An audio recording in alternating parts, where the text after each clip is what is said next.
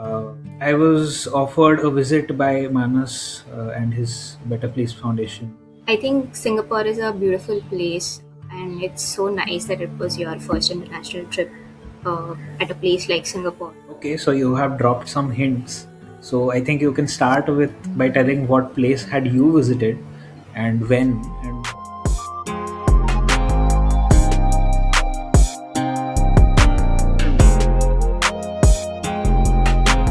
hello everyone. Today we are doing a different kind of a conversations episode. We don't have any guest. It's just the two of us. But we are going to discuss a very special topic which we have been wanting to do for over a year now, which is going to be discussing our trips abroad and how we like the infrastructure over there and what are some of the things that we would like to bring over here in Mumbai. We're going to look at it from the lens that we are municipal officers who have gone to a field trip abroad, and these are some of the things that we would really like to bring here to Mumbai, India, and MMR region in general.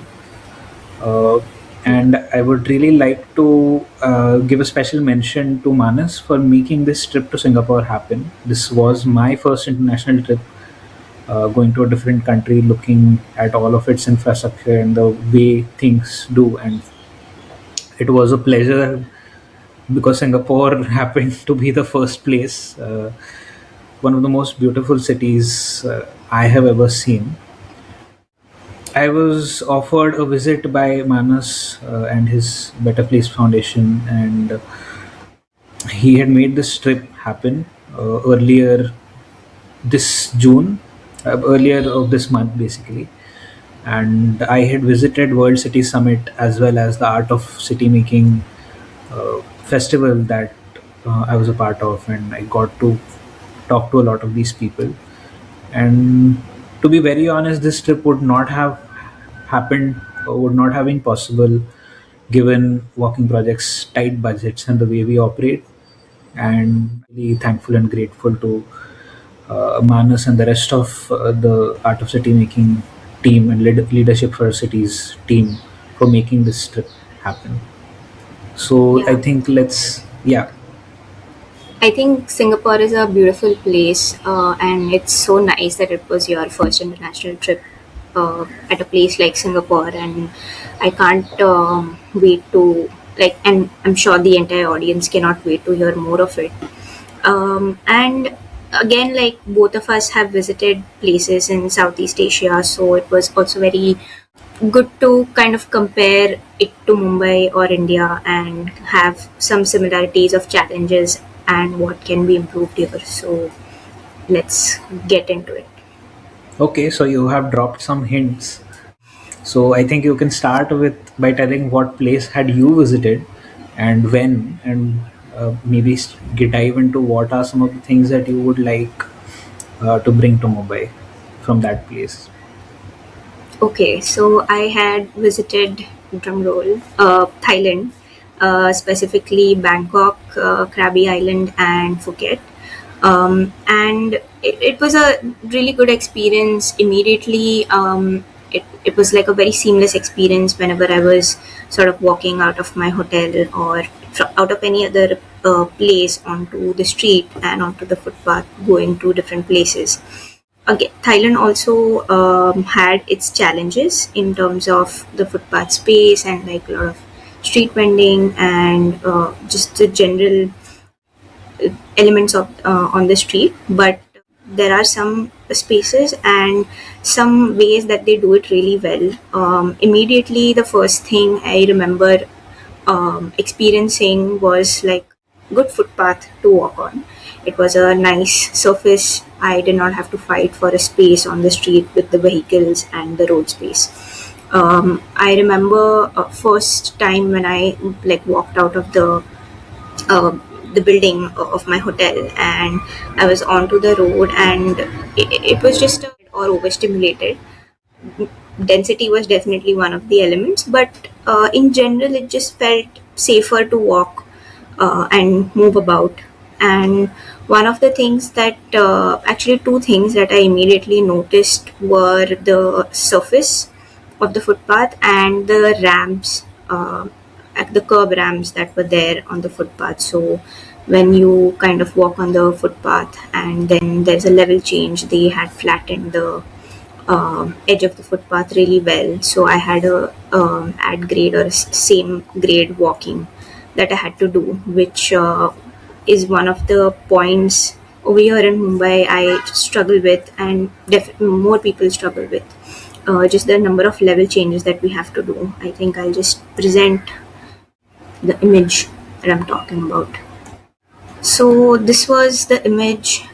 This is the image that I'm like talking about. I remember walking on this road, and there were some, issues like this bike parked and all of the things. But overall, the surface was really good. They had proper tactile, and somehow they didn't have a yellow tactile. They had a, a shade which was similar to the rest of the tiles on the footpath, which I found to be really nice because you really need to kind of focus on the feel of the tile, right, when visually impaired people are kind of walking. So that was a nice little detail that I like. And also the curb ramps that you see over here, it's so flushed and so well finished on the surface. So that was really good to kind of experience that, and it just felt good to kind of walk on. And I could also be very much more like present with my mother or family or whoever what I was with. I was not very worried about if what is going on around me, because I knew I was walking on a sidewalk that was at the side of the road, not with the vehicles. So yeah. This is also one point that I have noticed in my visit during my visit in Singapore. It's the simple surface of the footpath. So your experience still started at your hotel. My experience started immediately when I got out of the airport, because Yeah, the seamlessness of it, the way Singapore is just designed. Can you absolutely. can you remove your screen? So Oh, the lovely. so the moment I left the airport, immediately we moved on to public transit to just experience public transit. And with our heavy luggage bags, easily around 13 to 14 kgs of weight, the three of us walking through all of these places. So immediately from the airport we connected to the MRT, from MRT to another line, from another line to the hotel nearby, and at all times the wheels of our bags were touching the ground. At no point, no or very few points, we had to actually lift up the luggage. And just being able to drag your luggage across the footpath without any problem, without any hassle, has got to be one of the best experiences possible for you as a tourist. Because I know I have done this in Bangalore. When I had been to Bangalore, I had gotten off their airport bus 400 meters away from my hotel room, and I was like, it's just 400 meters, how hard can it be? And then I had to lift my 7 kgs of bag, which is almost half the weight of the amount of stuff I had taken to Singapore. But my arms ached, my body ached, my legs ached just from that 400-meter ride, because the surface of the footpath was at times non-existent, at times covered in moss and all of those problems. But these things were not a thing in Singapore. I mean, Singapore is obviously a very wealthy city. It's probably one of the top 10 wealthiest cities on our planet, at par with New York or London or Singapore. So it Yeah. makes sense. But again, like the way you mentioned, Bangkok and Phuket are not cities comparable to London or New York, but still things as simple as curb ramps are really not that difficult to do, and that I think is shown by Bangkok. So I would just like to Yeah, go through definitely. some a few more pictures in this category. So, just one question before we move ahead. So, could you tell us? First of all, like, you get out of the terminal and there is amazing signage everywhere, which is going to be one of the topics that I mentioned. But for now, there is signage everywhere which shows train to city, every single location, and then you are easily guided to that location. Then you go to the metro, and at the metro platform, if you have a Visa or a MasterCard, you don't even have to buy any separate NCMC card. You don't even have to do a KYC, none of these things. You just go there, you tap it, the fare gates open, and you are onto the or metro train.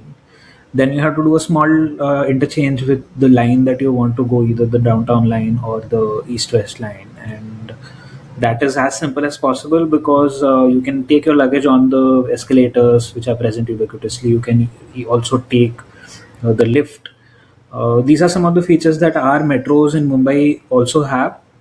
One thing I felt a little different, which was a little different, was the ubiquity of the signage in the metro. So even I, as a completely foreign person who has never been there, was very chill about going places and being knowing that there is going to be decent signage to take me places.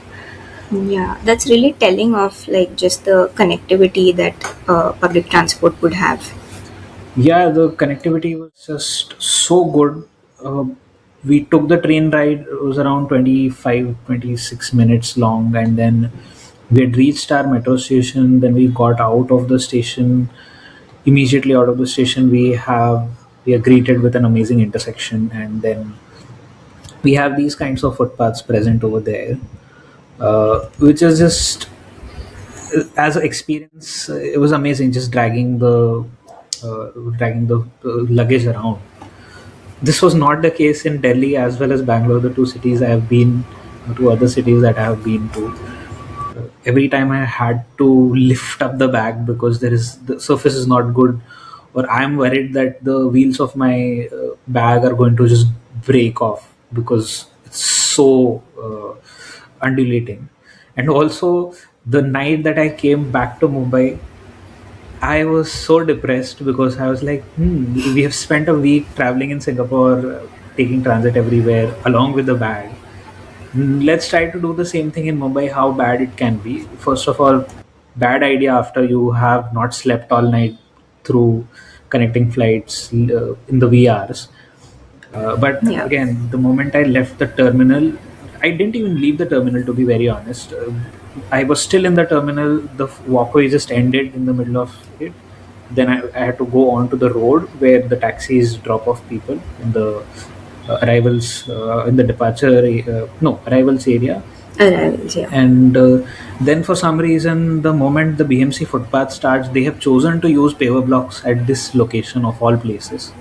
The rest of the city is turned into stamp concrete, but this location, Yeah. just right up outside the airport, where you would expect most people to have a lot of luggage, the paver blocks, that 50-meter walk up to the rickshaw stand or the bus stand is or the taxi stand is in paver blocks, on which your bag just bounces up and down. That is again immediately where I had to pick up my bag and walk along with it because I was afraid. So yeah, good surfaces of footpaths and curb ramps is something I would want in Mumbai very badly. Yeah. This is something we have been advocating for as well. Especially Your mic is like off. specifically, am I audible now? Can't hear you. Am I audible Yeah. now? Okay. Yeah, especially when like talking about like transit stations or metro stations, railway stations, where people are traveling from not just within the city but coming from somewhere outside the city or outside the country. You are not just walking; you are also carrying your luggage. You are also having a child that you are walking with, or just so many more other elements that you have, and these factors like a good surface or just ramps are something that you need when you have all of these other factors with you. So this is something we can definitely start with if we had to improve or like start with an improvement in the city. Also, like luggage is a very good stand-in for wheelchairs. So everybody not does not is not wheelchair bound, but all of us are luggage bound at some point in our journeys Absolutely. into a city. I think any place which is wheelchair accessible will also be luggage accessible, and that is something we should definitely have in a city. It's a no-brainer, completely no-brainer. It's the bare minimum. Our city's footpaths should have good surface quality, and they should have curb ramps so that the onboarding onto those footpaths is great. So yeah, I think we can move on to the next topic that you have. I have crossings. I think we're just moving from part of the street to the next part of the street.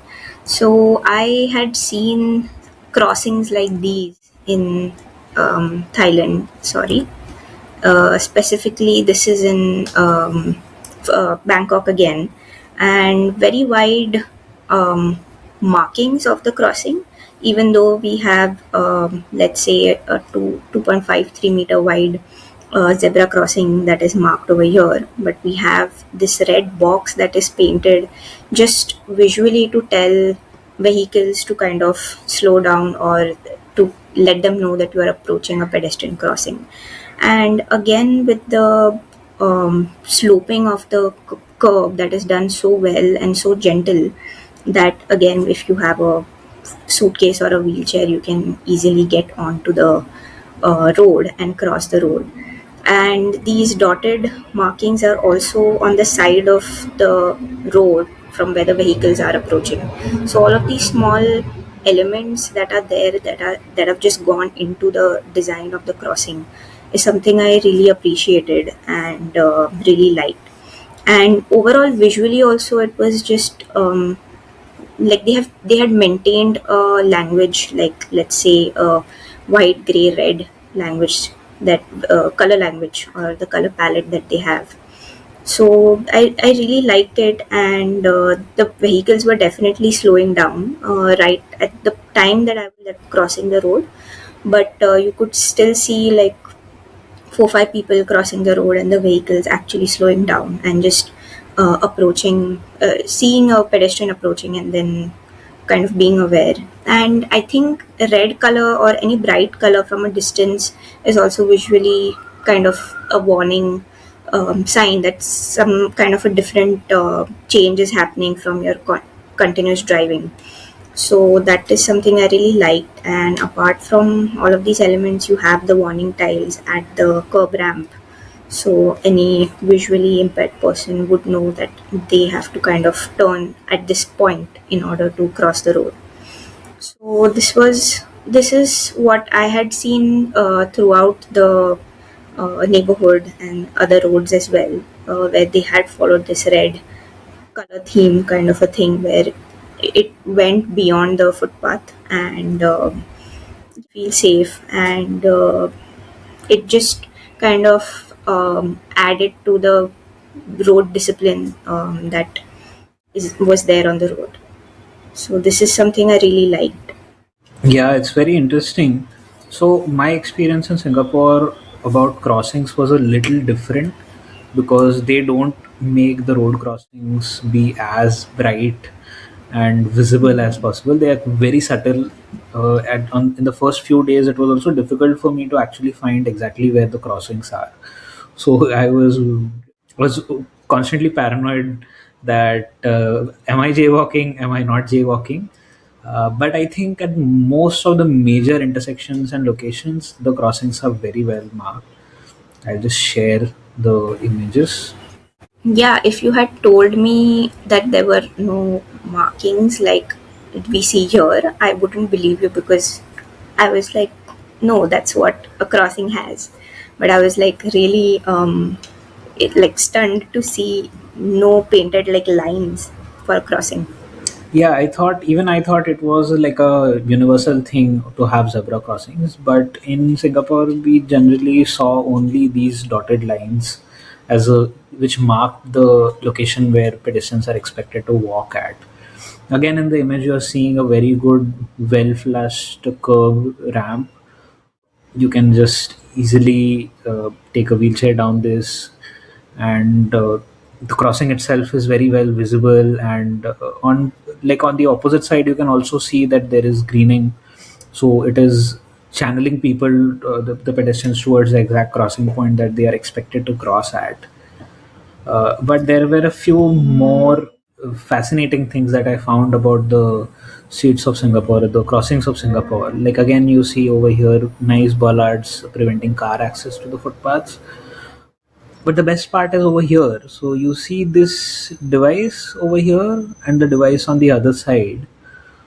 So this is something very new or unique. This is basically a device which through which a pedestrian can request a crossing. At first I had thought like this is an anti-pedestrian device because why shouldn't there be a crossing? The crossing timing should just be there in any signal cycle which is present. But my overall experience over the 7 days that I saw was very fantastic with the crossings, because so this device I have uh, more upfront pictures of this device. Also, crossings in Singapore any less crowded than the crossings in Mumbai. They have as much of a pedestrian load on their streets as we have.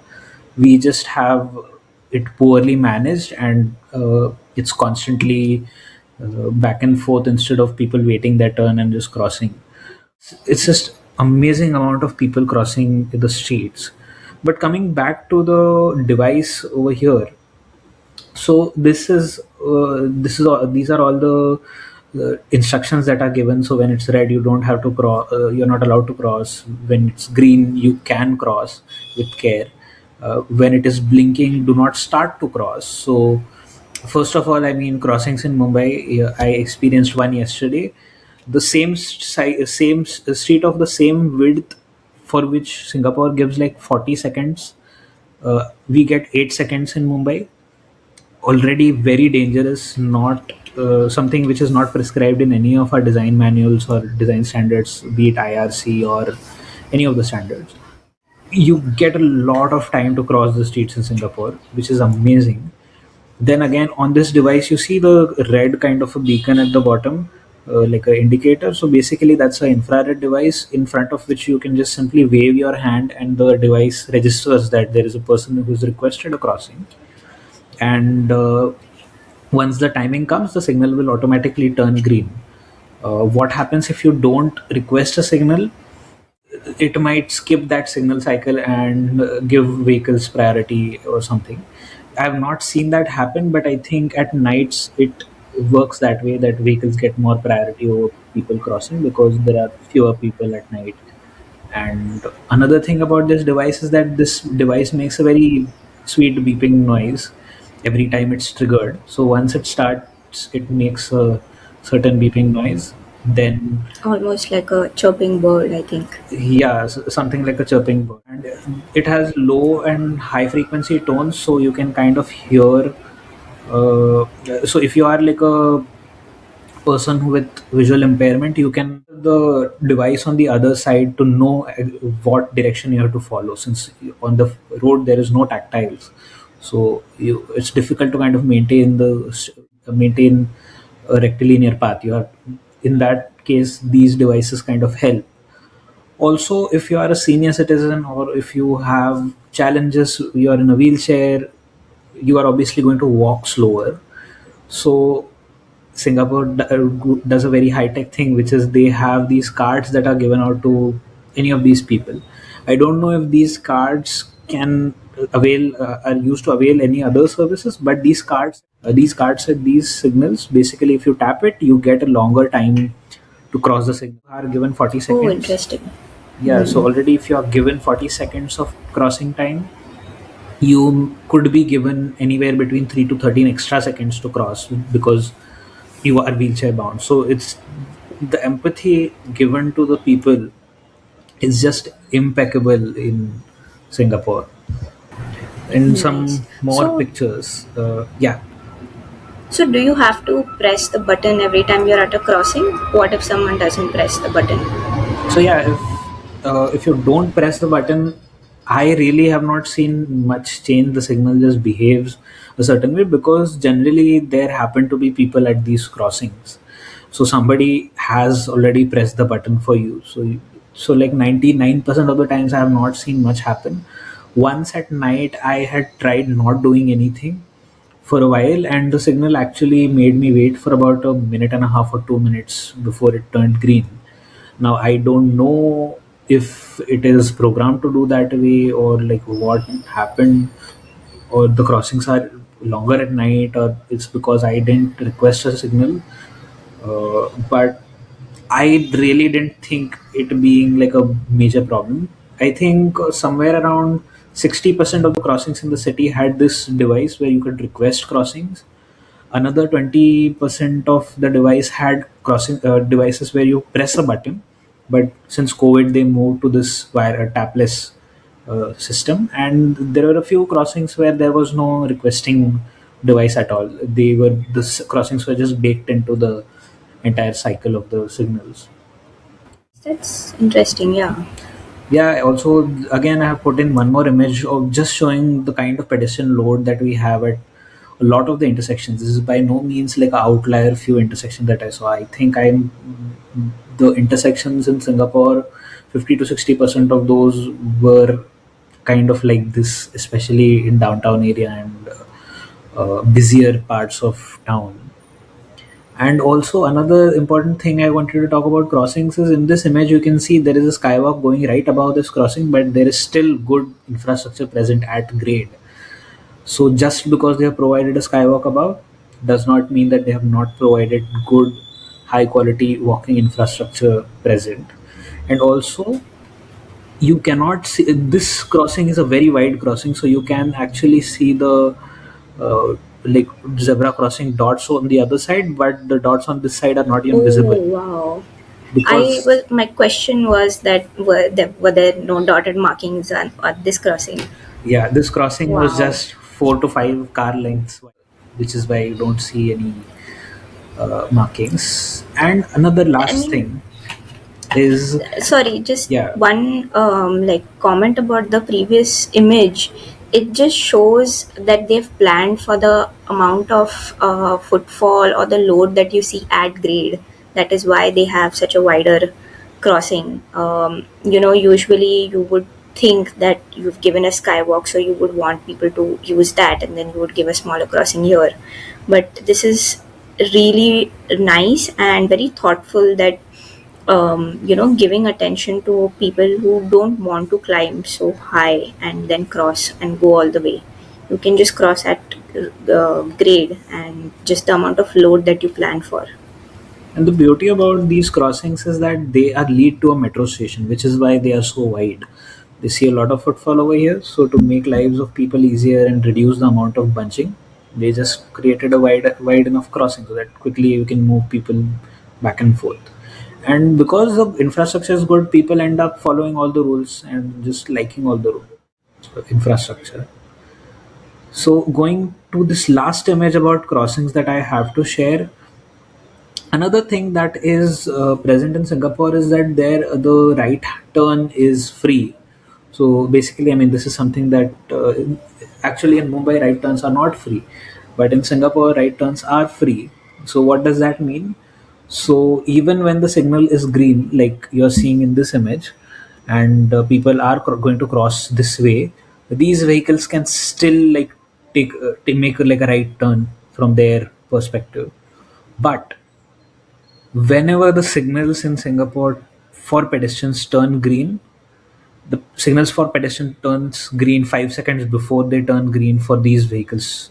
These vehicles stopped over here. So the signal already have started moving, and these vehicles come and stop on these boxes marked on the intersection. And once there are no pedestrians ahead, these vehicles move ahead. So over here, the pedestrians get the right of way and the priority over vehicles, and the rules are followed very very well by the drivers in Singapore. I mean, I was expecting them to follow the rules, and I knew that it's a thing that people respect pedestrians in other cities abroad, and I was mentally prepared for it, but I still felt amazing when the multiple times when it happened over there, and large jeeps and buses wait for you while you cross legally at these crossings. So yeah, it's just amazing experience. That's a very good, I think, balance between managing vehicles and pedestrians at an intersection. I mean, you would have a right turn for vehicles to keep the movement going, but you also prioritize crossing pedestrians at a signal, especially a legal crossing where the light is green. So Yeah, I mean, very like designed for like the context or the space that they were in. The yeah. It's also like generally the reason that traffic police in Mumbai or traffic personnel in Mumbai give for smaller pedestrian timers is that you need to keep vehicles moving constantly. If Singapore did that, I think it would have been a much worse traffic prone city, because by providing these long pedestrian crossing cycles, you let the road that is ahead just clear off from its like traffic for 40 seconds. If a signal is off, that road is not seeing 40 seconds worth of vehicles being added to it. And once you like kind of extrapolate it and extend it throughout the city, just because there are so many signals where people are waiting to for the vehicles are waiting, it just makes reduces the per capita per time frame amount of cars present in the given environment, and just makes the traffic flow better. It just doesn't lead to signal free corridors, but constantly congested and your vehicle is stopped anyway. So yeah, I think we should learn this from Singapore about crossings. Give very good curb ramps at crossings, provide adequate crossing timings, and implement some of the. I think a lot of intersections can do with this requesting signal thing, especially on wider roads. And yeah, discipline definitely is something. Driver discipline, it has to be enforced well. Yeah. Uh, Immediately, what I can think of is the Andheri Kurla road where our office is. It's a very chaotic and dangerous junction.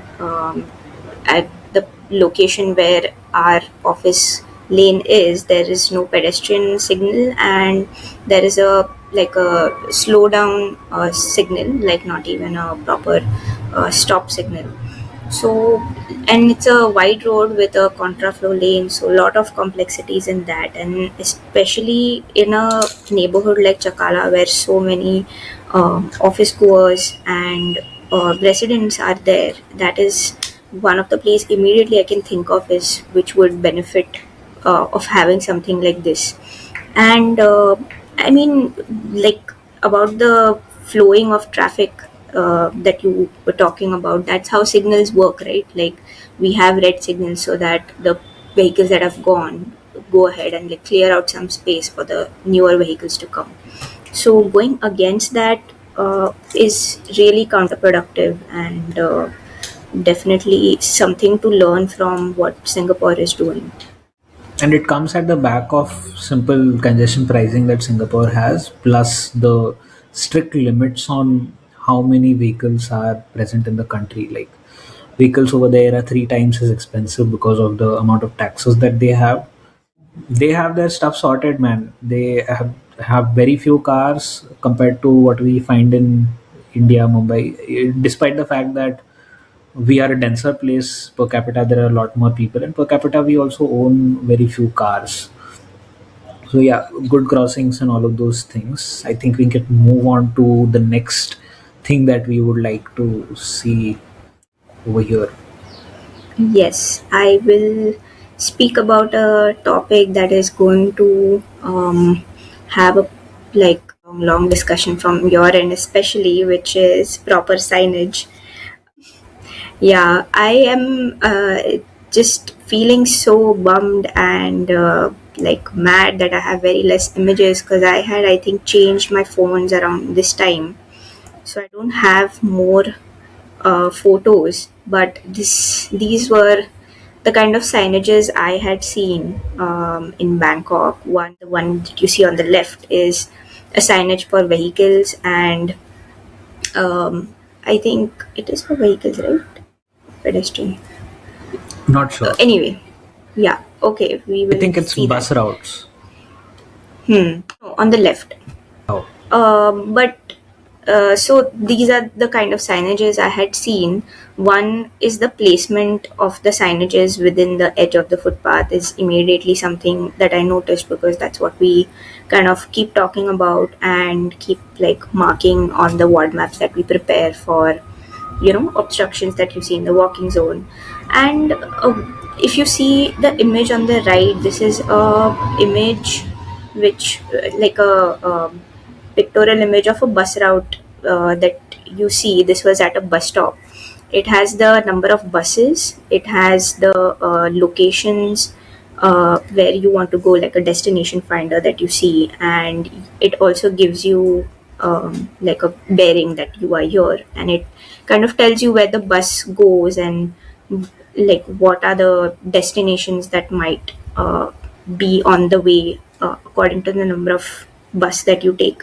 So, and I found it really nice, and I found it very intuitive and easy to kind of see as a tourist, and in general, if I were staying there.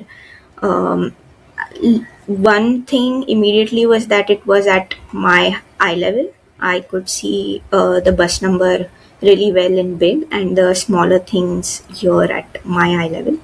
Even the destination finder was right here. So this just when I was there at that place, it just reminded me of my experience here, because when I'm waiting at the bus stop wherever I am and a bus comes, I don't remember all of the routes by heart. So I'm constantly on the app and putting in the number quickly to know like where it is going or which part of the city it would be taking, like which road.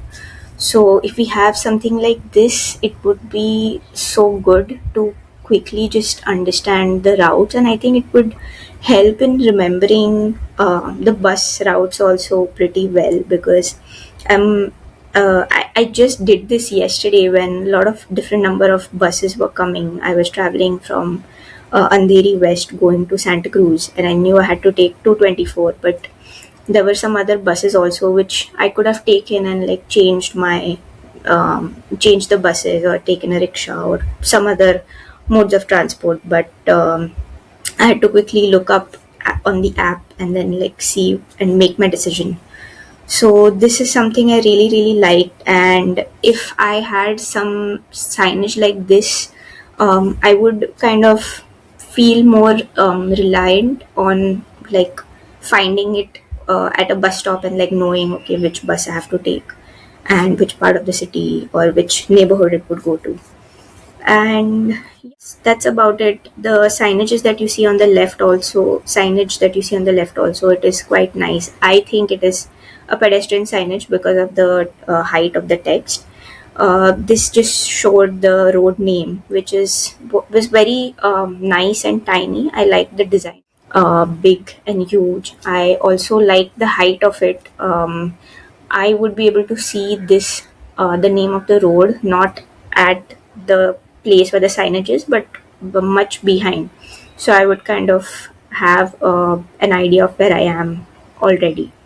And also the height of it, like it's not at my height. I won't get like hit by it, or in most of the signages that we see over here. So just little things and just thoughtful things that kind of were done, and this was seen at most of the places along the neighborhood and the roads that I went to, and such kind of bus stop destination finders were there at almost all bus stops that I went to and I saw. So that this is something that I really liked. Yeah, signage. Anticipating the fact that I would end up speaking way too much about signage, I simply kept two images so that I don't speak about it, because signage will be a separate discussion on its own, especially because it is Singapore. So yeah, about signage, there's just way too much to say about Singapore, because the signage is just so good. The moment you leave the airport, immediately after you come out of the aero bridge, you are greeted by the arrivals, departures sign, and then you uh, go to your immigration, baggage claim, all of those things. Go out to the metro. You exactly know what train to take. You can check the station that you want to take. You take help of Google Maps, and you know what sign to like what direction to go to. And the way they use angles of the signs are also very intuitive to understand. I've found it very challenging on, especially, I mean, the rest of the city, it's already a problem, but like comparing a metro system to metro system, I think Aqualine has been a little difficult for me to kind of tell which exit exactly is where. First of all, because this is A, B, C, D, E, F, G, it uses alphabetical numbering. Over here, in Singapore, I saw it. They use like both A, B, C, D as well as 1, 2, 3, and on ground they have these sorts of location markers at places, but more ubiquitously they have these hanging signages present, and the signage is practically every 20 to 30 feet, I would say. So at no point of your walk are you confused that what direction do I have to walk in. Every location where there is a decision point, you have that signage. In the background also you see the kind of signage is present for what are some of the things present in around the metro station, and just very good signage which will take you the place that you need to go, from any platform to any other platform, from any platform to any nearby destination that you want to go to. And in contrast, the signage on the street is very lackluster. There's like no none of the things over here in Mumbai. Like the name of the street in Mumbai, we have those triangular, this sort of a thing right on the footpath corner curb, where you expect actually to have put up those things. In Singapore, you just find this name of the street on a pole. That's it. Most of the navigation, Google will help you. The last mile navigation, or when you reach the street, you just have to check what street the given restaurant is on and walk on that street. It's as simple as that. But yeah, it's good signage is something I would really love in Mumbai to bring from Singapore. Absolutely. How many times have we come across people stopping and asking us for directions? So that is something that we definitely need, and I am like there are a lot of organizations or people that are actually very skilled at this and specifically focus on signage and wayfinding. So we can like definitely take help, work together with them and improve the signage in our city, especially places like metro stations and railway stations. It's something that is like a no-brainer again that we need. I remember when you mentioned Aqualine, I had this one incident when I really wanted to use the bathroom and I did not know where to go, and I ended up taking an exit in the way to find it, and I realized that the washroom was all the way on the other side, and I couldn't go inside again because I would have to do the security and all of the things. And also pay So, money. of course, yes, for the ticket. So that is, I mean, I think this is again like very crucial, and like a place that people kind of want to go to after a long journey. So this is something that we really need to kind of do and improve. And just one question to you about the signage that you were showing that was outside the aero bridge. I noticed that there were four arrows, and the arrows had icons also, like a telephone. And so, what was that about?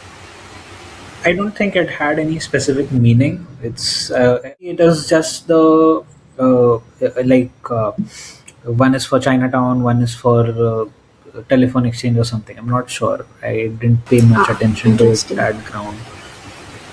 I'm sure it must have some logic behind it, which is like I would love to know why they have kind of integrated that. Yeah, probably. If any of the people who are watching this and know it have visited the place, like you can write it in the comment section. Your video is frozen for me for some reason. I don't know if it's the heating issue. Is it visible now? No, it's completely blacked out now.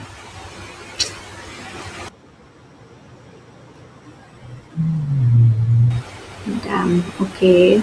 Can you see me? Oh, yeah, I can see it. Okay. Uh, So, What is the next topic that you have for us? so the next topic is safe junctions. Oh, I have not And made a safe junctions thing, so this is going to be all yours. really, Yeah, I mean, every I junction think in you, Singapore was a safe junction, so there's not much to talk about. I think you covered it when you were talking about the crossings part, Yeah, and but I'm sure you must have come across like a multi sort of a busy junction that when you were at Singapore. yeah. I think I can But add a junction image in. I can show an image from one of the other sections of an intersection. hmm, The only thing I would have yeah, to add is good, decent traffic refuge islands. hmm. So this image was at a place where there was a mall behind me. There was a metro going in Bangkok again, and lot of people. This was like evening on a Saturday, I think, definitely a weekend. So a lot of residents and like people living in and around the area coming to the mall. There was a huge market also, like a street or like a plaza market that was there, which was very busy, and a lot of people were sort of shopping from there. And as you can see, I think there were like it's a four-way intersection, and very good sort of marking at the junction, like proper waiting areas over here. We can see this traffic island which is flat for people to stop. In my opinion, this should be a little bigger also, given the load of the people that we see here. If they had to, all of them had to wait here, I think this would be less. But I think maybe there is a little more space on the right side. But again, the same markings that we saw in the previous image of the crossing, where you have like a proper painted red box and the crossing that you see over here. You can see the connection from this curb to the other curb if you are standing here. And I know that I have a formal and a proper crossing available for me. Uh, Also, the line of sight here, I would say, is clear. It could be clearer, but this is probably some, kind of a structure that they require for personnel to kind of be there. But if I were at this place, I can see the curb on this side, and I know that I can walk clearly to the other side. And I'm not anxious whether some vehicle is going to come from a from a blind spot that I will not be able to anticipate. There were also like pedestrian timers on the other side. They're not in the frame, but overall, like very uh, like a good and proper cross Fairly junction organized, I would crossing say. that you can see. Vehicles were also waiting, as even the two wheelers were would stop for the pedestrians when they were crossing. And um, like this was a slip lane, but they would also stop because the mall was like right behind me, so a lot of people like kind of crossing over here again and again. So this is, and like looking at the context here where you have so many points of interest, and a transit line and all of these places, you would need to have proper sort of pedestrian infrastructure to attract people, to have people come to the mall, to have people use the transit station, get off of it, and then take the road to cross and then come to the other side. So this is something that our junction really need attention, especially I mean in Mumbai and India. And right now, like with the condition of our junctions, people are still using them because a lot of them don't have an option. Yeah, I mean, there is a They have to basic cross the junctions load. to go to the railway stations, There is and they just some have amount of to load. sort of traverse through difficult and very dangerous crossings. But imagine a junction in Mumbai which kind of looks like this. We have our best bus, we have our two wheelers, and all of the other vehicles, and we have a crossing like this. It would be so much better for everyone going to the train or the metro to walk over here after a very tiring day and not have to worry about getting hit or just be anxious about Yeah. vehicles around you.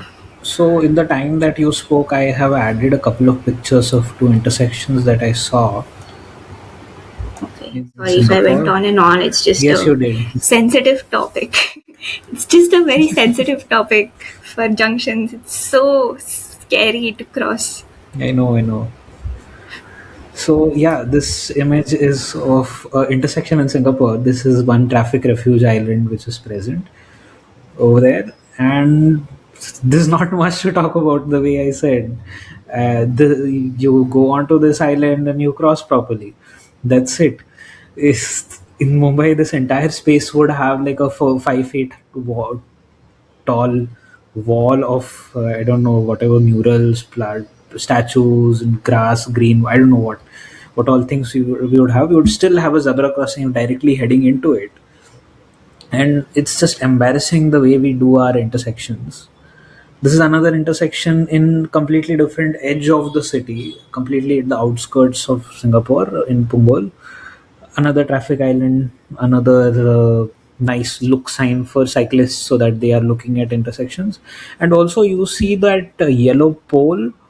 So this sort of a yellow pole, usually at night they start flashing so that vehicles know that this is a pedestrian crossing and they have to pay attention. It looks very nice, and it's visually, it tells the driver that pay more attention, there could be a person crossing over here, this is active pedestrian crossing. So yeah, that's all I have to add about intersections.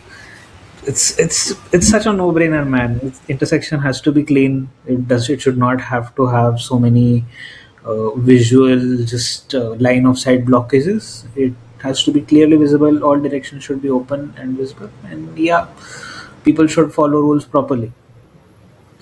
So yeah, that's all I have to add about intersections. I think we can move on Yeah, to we next topic. just one more point about intersections. We actually have tried to have a collect images of all of the traffic islands in Mumbai that are inaccessible and obstructed, and we have collected around 37, if I'm not wrong, Yeah, around images. 37, And 38, and we know there are total 56, 57, or at least that we know of. So it's a problem at the length and breadth of Greater Mumbai. We're not even doing like Navi Mumbai, Thane, and Virar, Mira Bhayandar. so now you know what intersections should look like and not have all of the landscape and inaccessible triangles that we see Yeah, all over the city. yeah. So what's our next topic? Okay, next topic is going to be long. It's street vending. So I think Thailand is known for like vending, shopping shops, a lot of shops and a lot of markets. A lot of people over there like to shop. I mean, because you have so many options. And these were some of the images of the roads and the footpath spaces that had like active street markets within the footpath space and within the road space. I have a couple more which I think add later once you're done talking. But this is what the streets look like. This photo was taken I think at around 11, 10:30, 11 at night, where we were just walking around and just seeing the neighborhood, and like on the other side you can see a lot of the shops were closed, and this entire stretch had a lot of activity, a lot of vibrant energy, nice seating spaces, and like a good walking zone. I have, yeah, this also is one of the image from a very busy space again in Bangkok, where there were a lot of these kind of clothing shops that were there outside, like shop fronts that were there. And what I noticed was that the center part was left fully open and fully clear for pedestrians to cross. This was maintained everywhere. These still are like much wider footpath spaces that we are seeing here.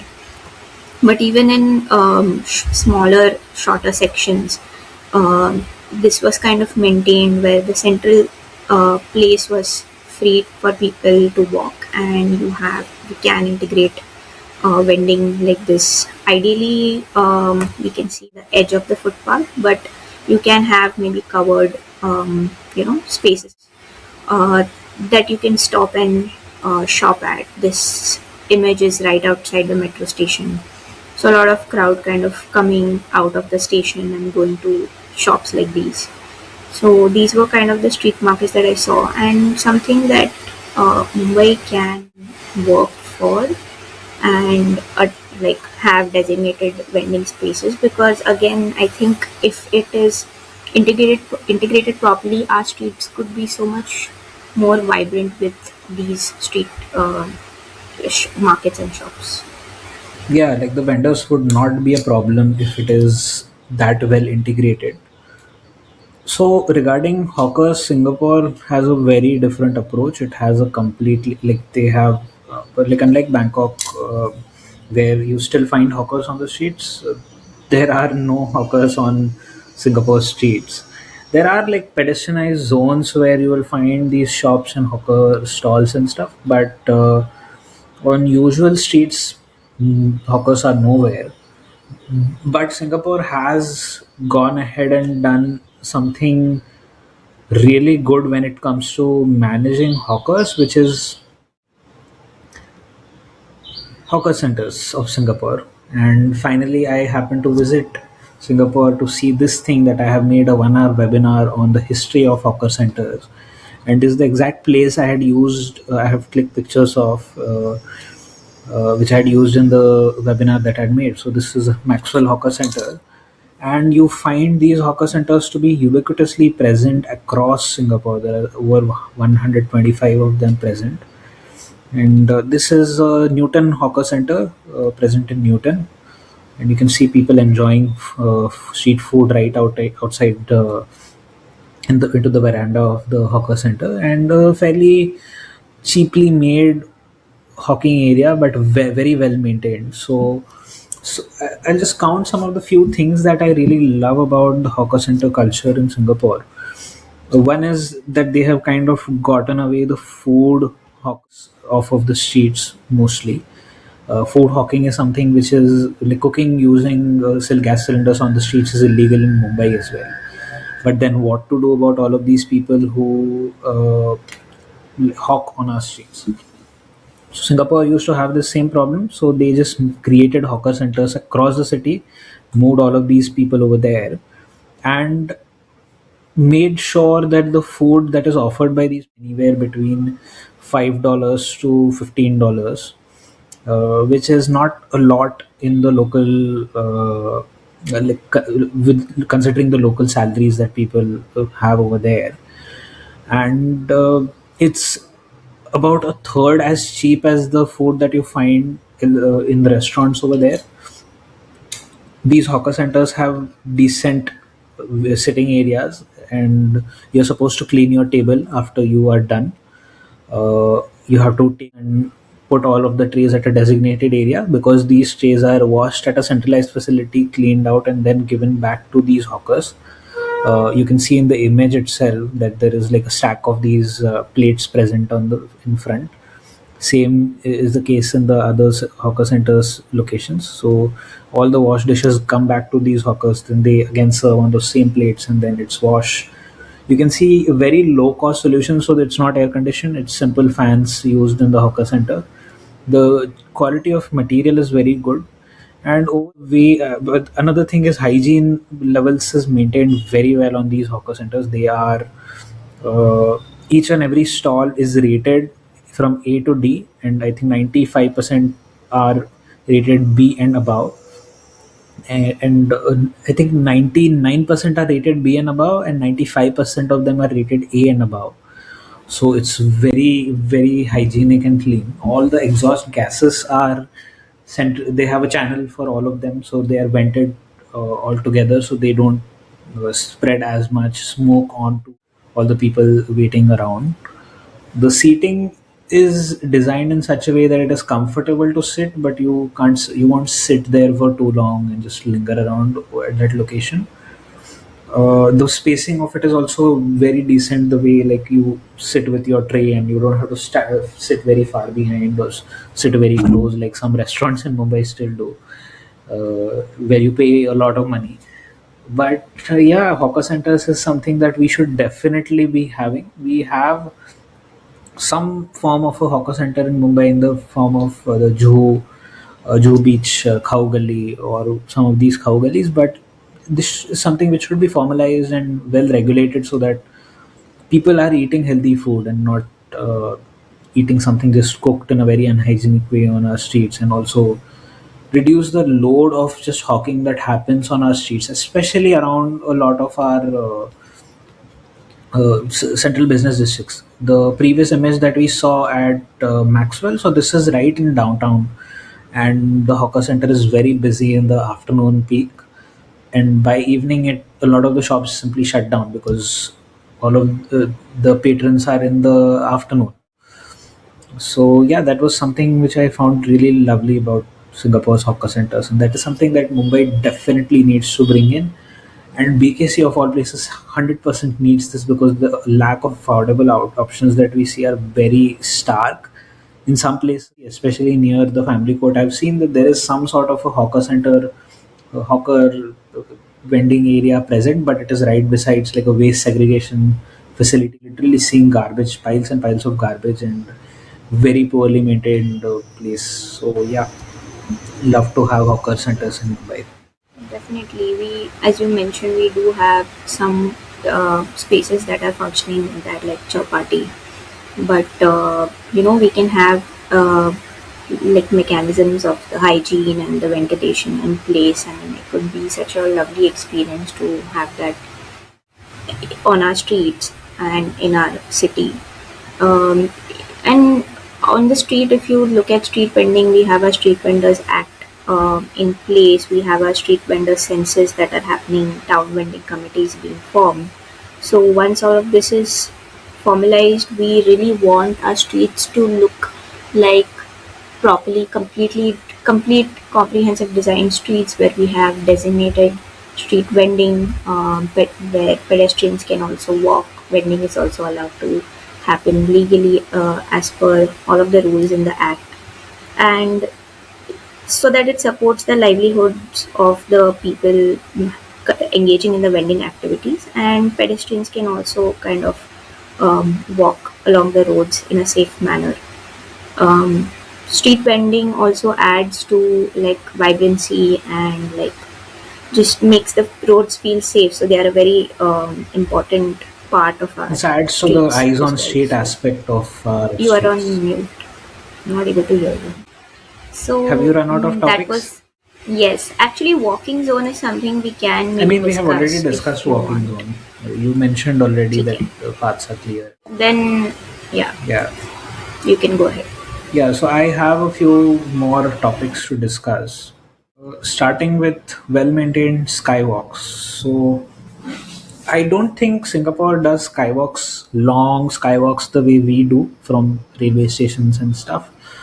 But there are a lot of skywalks connecting like buildings to buildings and above certain streets. So, generally, like under 50, 60 meters long. That is generally because a lot of the walking happens inside of buildings. That is another topic I'll be talking about.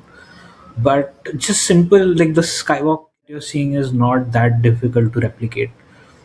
It's very simple. It's just maintained well. It's clean. It's There are no spit stains. There are no garbage. It takes, I think, some amount of discipline, some amount of engineering, some amount of maintenance, and just everyone in the society putting their doing their part in maintenance of these skywalks. I'll just show a few more pictures. This is another skywalk at the airport from terminal to terminal and terminal to Jewel that you get to see with the nice travelators present. Again, clean, air conditioned completely. Very nice experience walking along this as well. Another skywalk, greenery on both sides of the skywalk, as you can see, very well lit, good paint, well designed. All the infrastructure in Singapore look like it's brand new, to be very honest, from their museums to roads and all of those things. Another image It of another looks like in skywalk. the images also. Yeah, so like none of these places are particularly beautiful. All of them look like this. It just looks like, which is the most fascinating part. So yeah, good, well-maintained skywalks, no spit stains, which are pressure washed every like at least 15-20 days a month, should be something that we aspire for over here. And yeah, I Yeah, I actually have one more image that I can show you, which is one like image that I had seen, which had like a sure. plaza of people like walking. I had it connected from the metro to a mall that I was at, and it had a whole separate section of a plaza where people were just walking. Let me just Was it present an it elevated to you. plaza? Yes. Okay. So it was like between the at like the entrance of a mall, but at a maybe first floor or like a podium level. Oops. So this is. Am I audible? Yes, you're audible. Okay. So this is what it was. So like the metro line goes over here. You have the exit, and then you come onto this kind of a whole plaza space where you can just walk, move around. You have these shaded places. This escalator again goes to the mall. So, and I think it was also like raining a bit at this time. So, you have a lot of covered places and especially covered at the exit and entry points. I think this was also one of the points that you had mentioned when you were discussing your trip, that all of the skywalks or like the metro entrances had like covered walking paths. That was also very thoughtful and a nice kind of a design, and something like this can be planned in our city also. We can see like a kind of a skywalk that is going under here, connecting to the other side of this structure.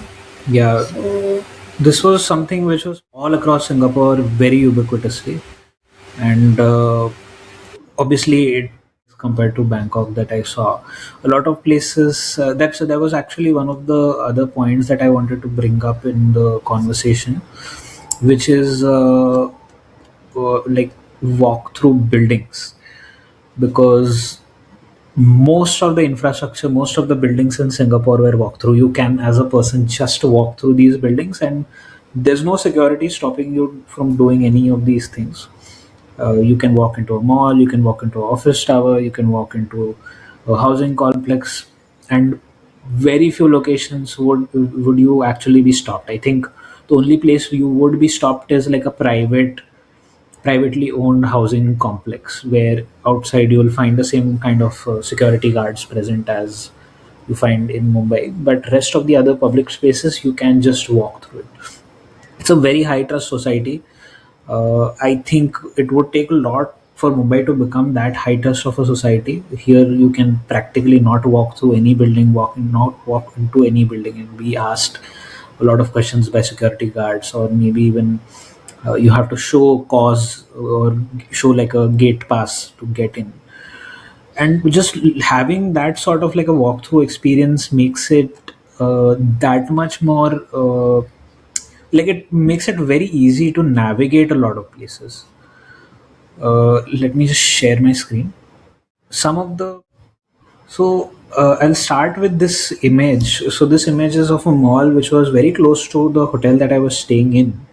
And while during my walk back from the metro station, I used to just walk through this mall, like walk inside this mall, and on the other side there's also office tower. So I used to walk inside of an office tower, then walk inside this mall, and then reach my hotel.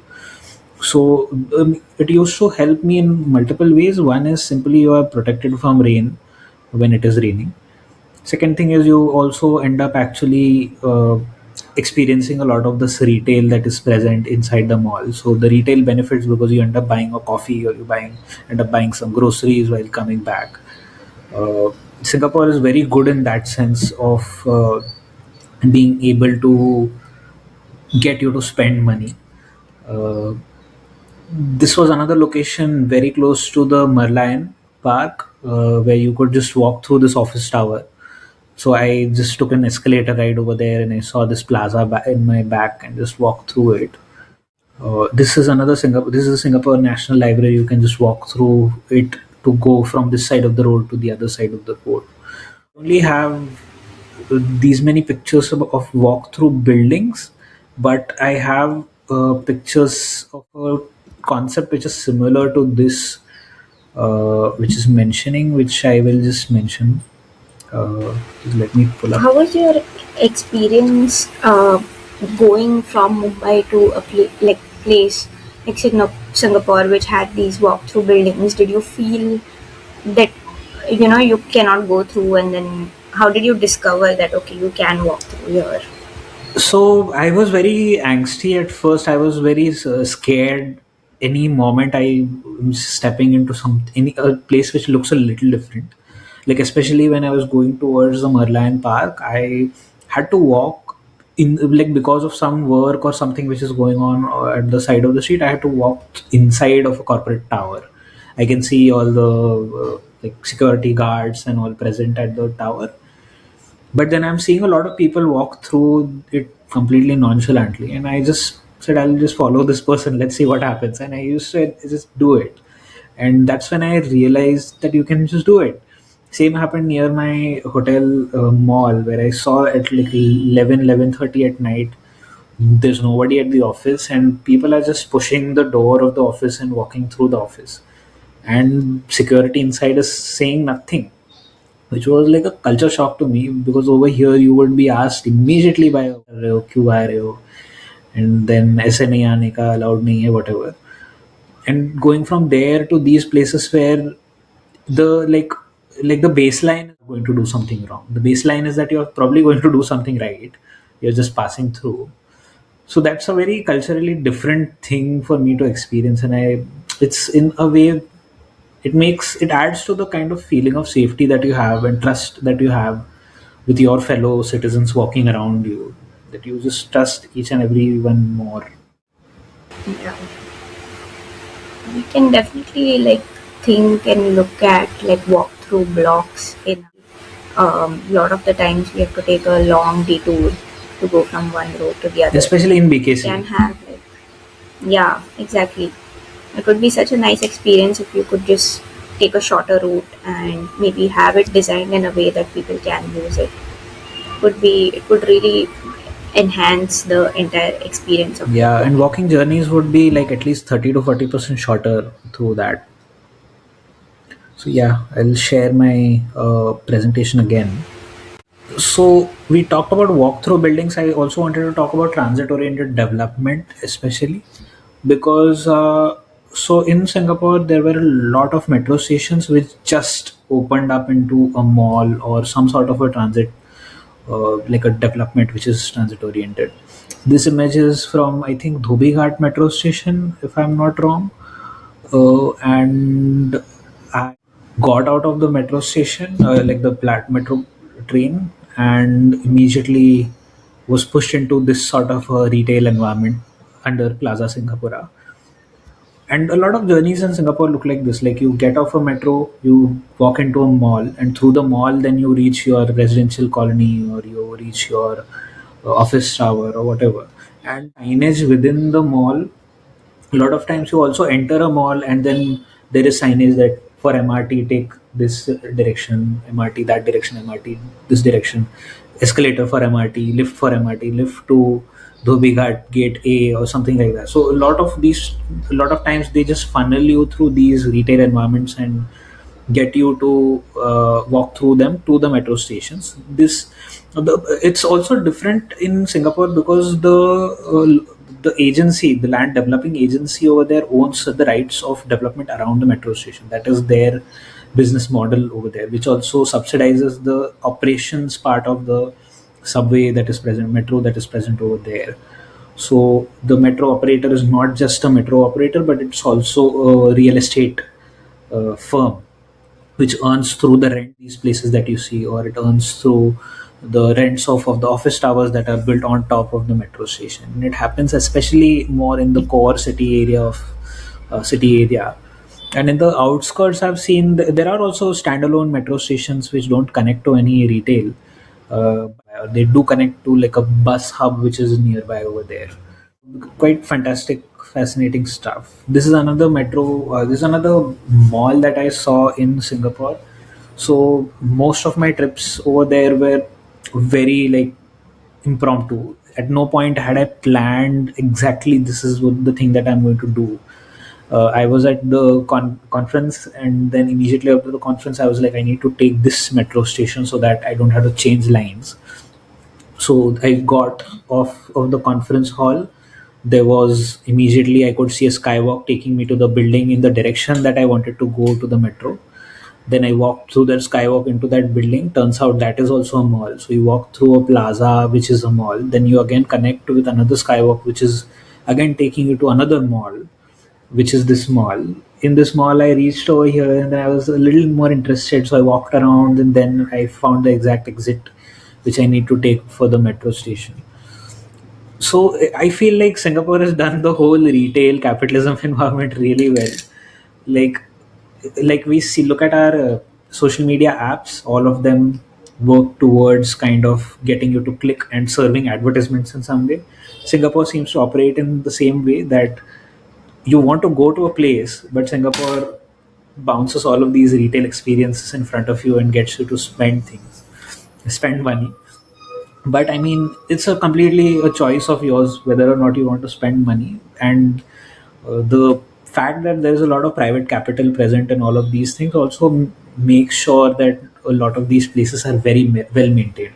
Not that the public spaces in Singapore are any worse; they are as impeccable, if not better, in a lot of cases. But yeah, I really love the fact that there's so much transit oriented development, and you just walk through malls, through office places, through housing complexes, and you're connected to the station a lot of times. And a lot of times, actually, it happens that going underground is much more convenient than being at grade because you are not stopped by crossings or roads and all.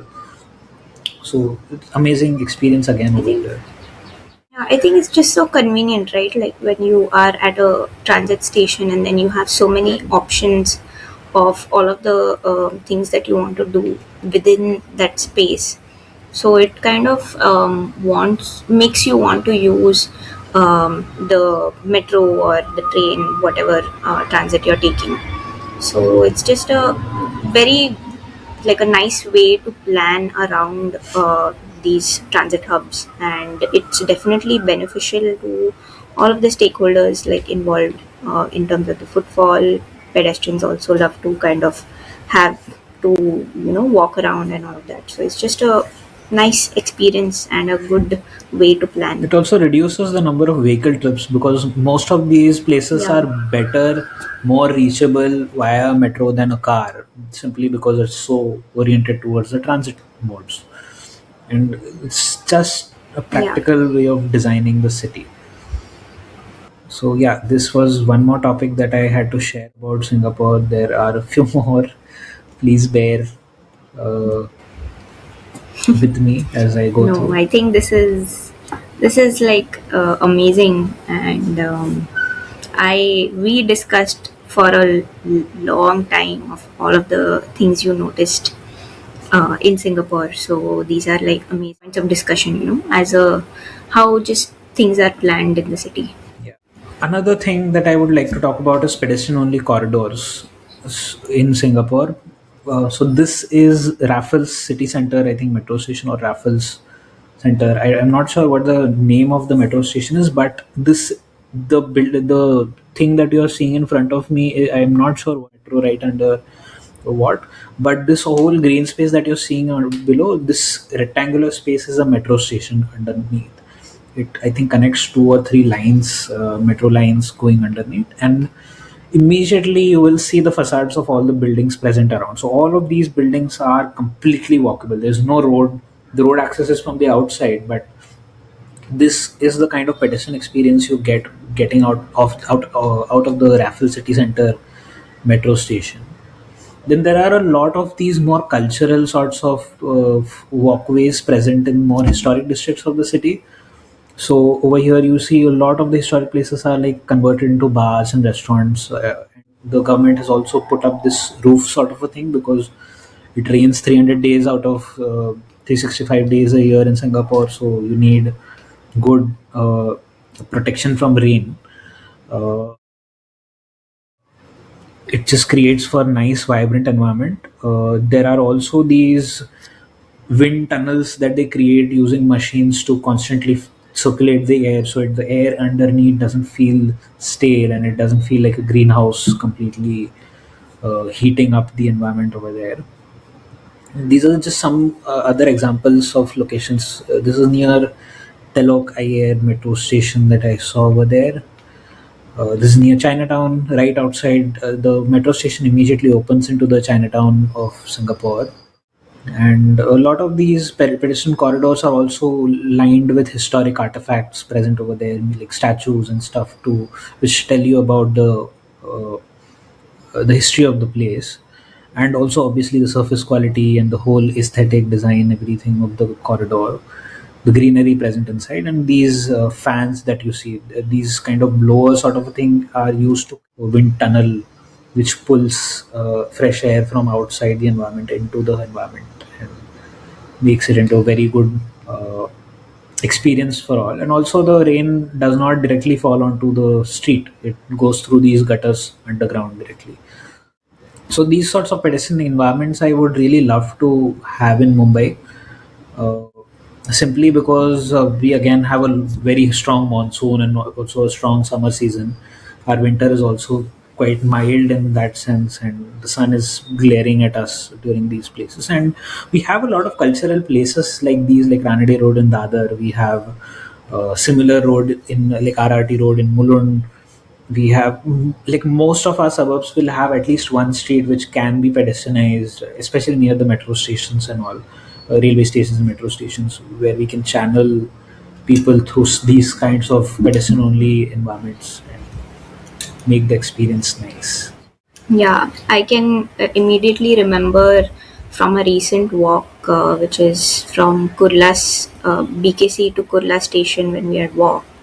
The entire road towards Kurla station was just a de facto pedestrian road. Same situation at Lower Parel station when you're going towards the station. The entire street is just so busy with the heavy footfall that it has. It just becomes a pedestrianized road, and I think it should be pedestrianized, especially at the peak hours, because just the amount of load that it sees. I remember in Bangkok, Phuket, there were a lot of streets which also had a similar kind of, street vending and markets that it had. And towards the evening, as the footfall increased, they would just block off the vehicle movement and like Wow. make them take a detour so that it's only a pedestrian walking space, and just it just becomes so lively. And Mumbai has so many roads that have potential of having something like this, so this would be a very good experience if done in our city. Yeah, and it also right now it feels like Mumbai has very little like support in terms of infrastructure when it comes to tourism. Like there are a few museums, and the walkways to these museums are bad. Like DN Road, the entire footpath is completely worn out, broken, old school. A lot of other places like Dadar has a lot of cultural value, but there's no walkways or all sorts of these pedestrian infrastructures present to cultivate and build the sort of cultural centers that we need to just like take and carry forward this the culture of the local community. Yeah, so these sorts of pedestrian environments, pedestrian only streets are very important to catalyze and build those sorts of spaces which are enjoyable for all. Absolutely. Yeah, I'll just move on to the next topic that I have to share. This is quite unique to Singapore because Singapore does it unlike any other city that I know of. I don't think there is any other city that does urban Singapore does. I I think a lot of cities have tried, but Singapore has already reached the epitome of what you can do with urban greening, because every single street, every single footpath, every single road in Singapore, I saw there is some or the other green aspect present. So this location that you're seeing, this was some park, this was some like the bottom basement of some building nearby, over where you could just walk through this sort of a space, uh, completely greened, thick vegetation, very beautiful to be at. Over here, you can also see the parking spaces where the vehicles are parked is made out of like a nice permeable green thing, so that the water that is being the rain is being channeled into the groundwater resources present in this location. It was at Orchard Road, one of their high street locations, very dense, very high traffic and footfall throughout the day, but completely green. It's not that Mumbai has not tried to greenify, but the thing is, we just do it at the wrong locations. We do it at we do it in a very bad manner also. Like on the traffic medians, we do on the refuge islands, we do it. I think the only good place we do it is probably the airport, especially the arm which comes from Santa Cruz all the way up to T2. So yeah, urban greening is something that I would love to see in Singapore. Every single patch of footpath has some amount of greening, and this is something which really changed the experience for me in Singapore, because the real feel temperature that Google was showing were very similar to what we experience here in Mumbai. Like it used to be around 39-degree real feel, but the experience on the street itself used to not be anywhere close to as bad as it was. Like in Mumbai, you would be sweating like a pig. You would be constantly it would just be very overpowering for you to just Yeah, like exist. panting for. Yeah, you'd Yeah. be panting like a dog at all times. But because Eh, it's so green in Singapore, the urban heat island effect is just mitigated to a large extent, because, as we know, asphalt and concrete is something which absorbs heat. When you greenify it to such an extent, this just does not retain as much heat. And then also, all of these trees and plantations add to the evaporative cooling effect that is present in the neighborhood. It's just overall a very good experience that you get through urban greening. Like this is a highway. Along the highway you see completely green footpaths. Even this sort of a space which joins the tunnels which undergo this completely green. And yeah, that was something that I was really impressed by. Another thing I was yeah. impressed by, please. No, I was just adding to the points that you made that I'm sure a lot of people agree with all of the points that you made, that we need that, especially during like our hot summer months. Urban greening also, like just shade in general, while walking around in our city, is something we need. A lot of our stretches just don't have proper trees lined, and that is something that would, we can start with and have, which would improve our walking experience like highly. Yeah, definitely. Hey, I missed one point Okay. that I had to bring up. Can I, Sure, since sure, we're at the topic of urban greening, sure. concrete, and all of the things? Tree grading. Tree gradings that I saw in Bangkok were so nice. I actually had made a foreshadowing thing over here that I had, like, just about the flat tree gratings. So these are the kind of tree gratings that I saw overall throughout the streets.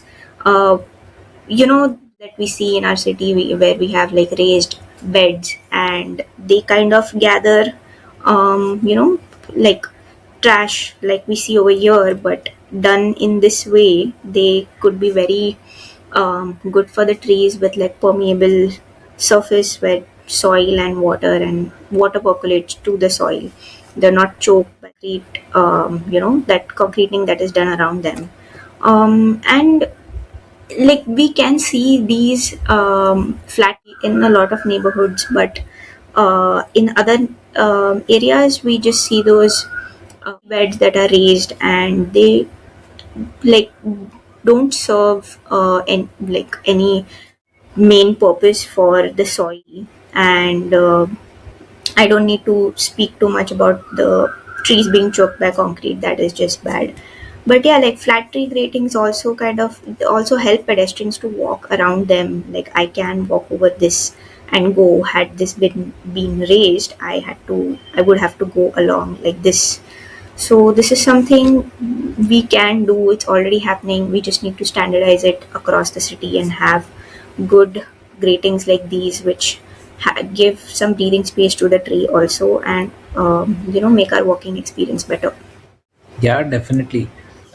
Tree gratings were great in Singapore as well. Mostly, you found trees on these green strips along the footpath. There's very few locations where you actually found the gratings themselves. But mostly at the bases of the tree, there was also some amount of green plantation around it. So they were not exactly walk on. In those cases, there is very wide footpath, so you don't face that sort of a problem going through it. Another topic I wanted to talk about was just the cleanliness. I mean, this is something that a lot of people talk about when they talk about any other city across the world. The streets are just very clean. Like you can see in this image also, there's zero trash present on the streets. There's very, like, you see one wrapper which is flown away by mistake somewhere. And I had also clicked a few pictures that I had shown you personally at the hotel, where I'm showing the bottom of my shoe and then like putting it onto the hotel towel, and there's literally no dust after I've come into the hotel. So it's just so clean. And again, I really feel bad that we as a society in India care so little about some of these things, uh, like cleanliness. A lot of people I still see feel no remorse when they have trash with them in the local train, and then they'll just throw it on the to the tracks, or they'll just drop a bunch of food onto the floor of the metro stations. I know a lot of this is enforcement in Singapore in terms of the fines are just really too high. Like it's some $500 fine for drinking in the train, uh, and then there's also some fines if you, for example, are jaywalking. But when I talked to a local, the local said that he knows just one poor soul who has ever been fined for jaywalking on the street. It's simply not a thing that happens, because people follow rules. People, it's a culture of trust, which no ki, okay, I'll wait here and I'll cross, and it will lead to me being given a decent and fair amount of time to cross the street, which is not the case in Mumbai. You will not be given a fair amount of time to cross the street, so you will, why would you wait? You just try to cross while vehicles walk. And some of these aspects about Singapore just really beautiful. Again, the cleanliness in these pictures, I've just made a bunch of images. Again, cleanliness plus greening also aspects you will see in each and every picture which is present in that I'm showing you. India, which brings me to another aspect of the environment, which is colonnades, which when I was in Singapore, I didn't really think of these as much. But now that I'm back and I'm looking at a lot of the pictures that I've taken, I realize that a lot of the buildings, I think 80% plus of the buildings that I clicked through or walked along, had these sorts of colonnades. It ranged from small to big. So over here, this is in, I think, Chinatown. No, this is in Little India actually. And over there, you can see this nice colonnade under which you can walk. Like keeps you safe from the sun. It keeps you safe from the rain, and this is something ubiquitously present across Singapore. Uh, and I thought like it would take a lot. It must have taken a lot of like uh, zoning or like planning codes or something. But I think it's just a thing that's adopted so ubiquitously across the streets in the city. And this is something I would really love to see in Mumbai, because of our, again, the same problems we have with sun and rain. just very nice to be at. Yeah, I think it can just be a part of the building design, right? Like that you plan with your structure for kind of walkways like this. It's just a such a nice experience. Like these photos look wonderful. And colonnades immediately bring me to covered walkways, like the areas which don't have a building nearby. They have covered walkways at those locations. So it might look like a complete chaos in the sense where these covered walkways are. I was really not sold on the ideas of covered walkways before I went to Singapore, but when I went to the city and actually experienced how the covered walkways work and how they kind of provide shade and how and where they are placed, completely made a 360 in my head for covered walkways. So we found that at every MRT station, whenever there is like a bus stop nearby, there is a covered walkway between the MRT station and the bus stop.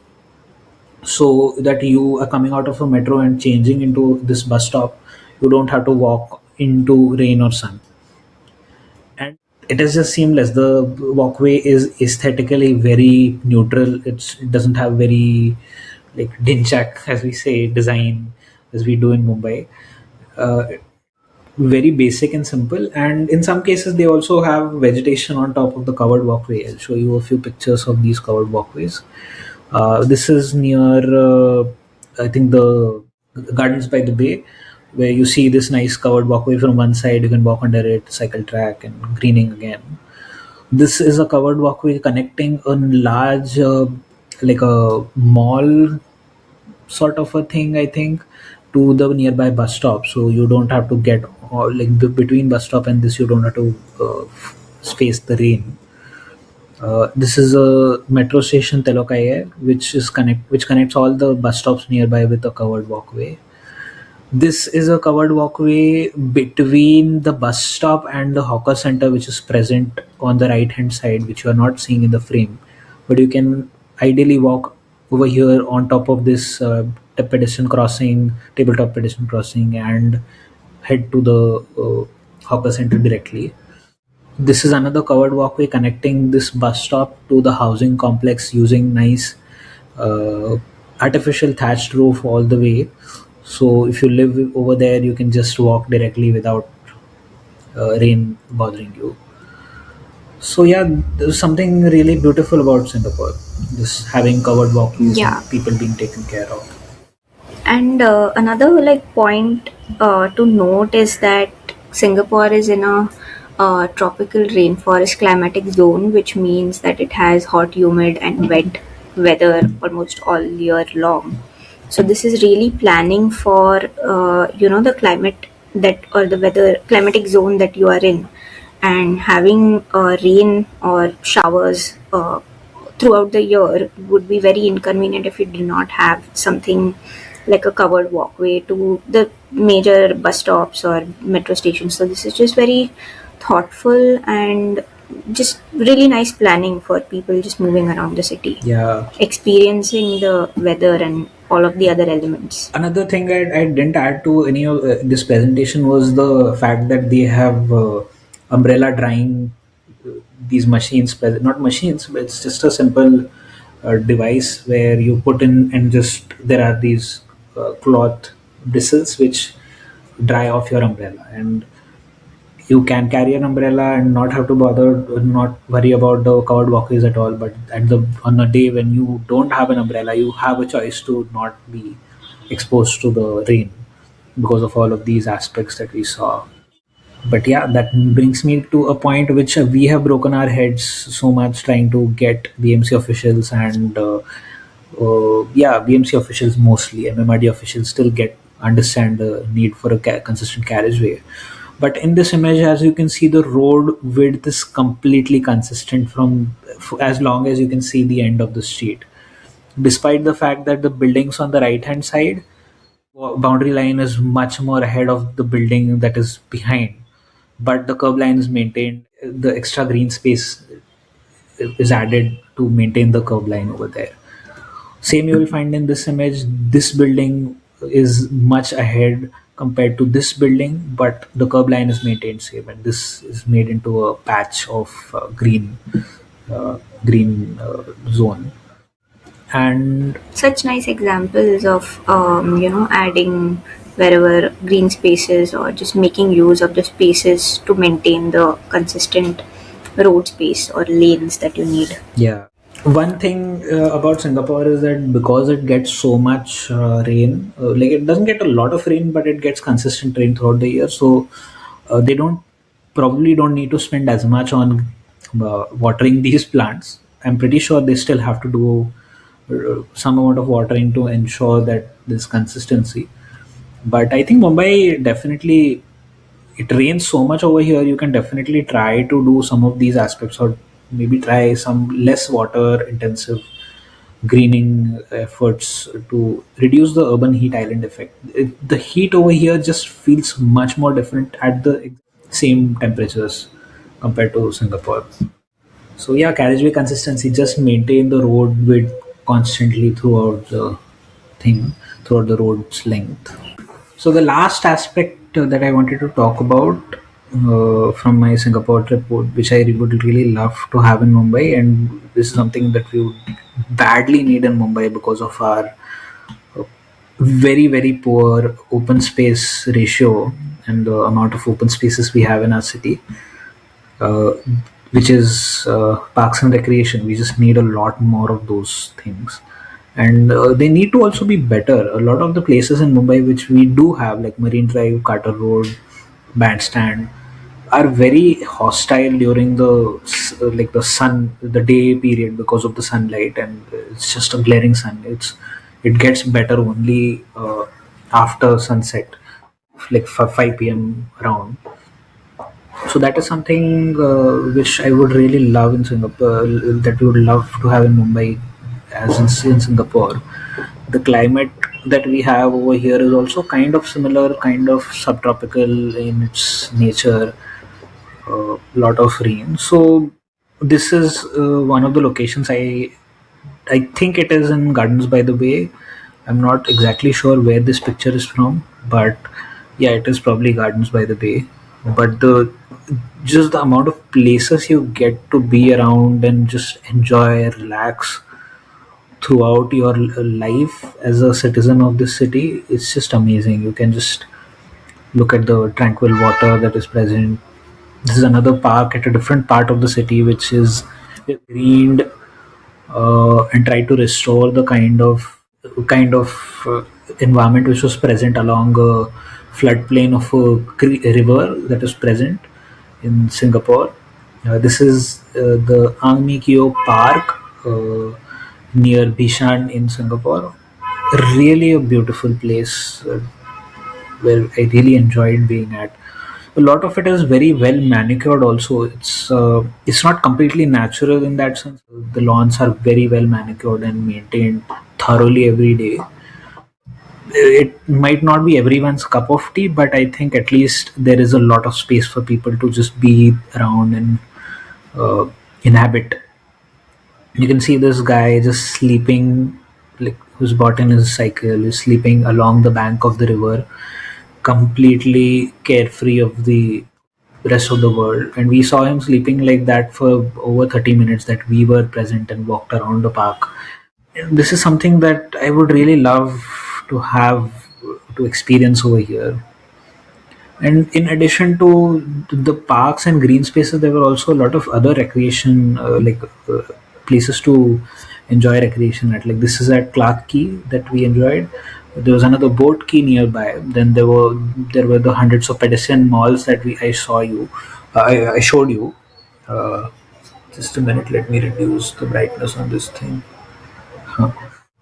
There were a lot of these. So the riverfront that you're seeing over here, this is Singapore River, and my hotel was nearby. And I think a good 4 to 5 kilometers of this river bank is completely connected with a river promenade where you can walk through residential neighborhoods. You can walk through these party hubs like Clark Key, where you can have a bunch of foods from all across the world, from the Middle East, from the US, from Southeast Asia, from China, Japan. It's just an overall very lovely experience to be at.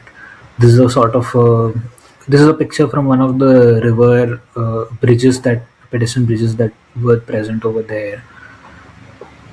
just just a very very nice experience. It was completely lined with a lot of restaurants at the bottom of these buildings, present all along the park. And as I was like, the city is also very safe, so you can I saw women running around at like 12:30 at night or 1 a.m. at night, alone, not even with anybody with them.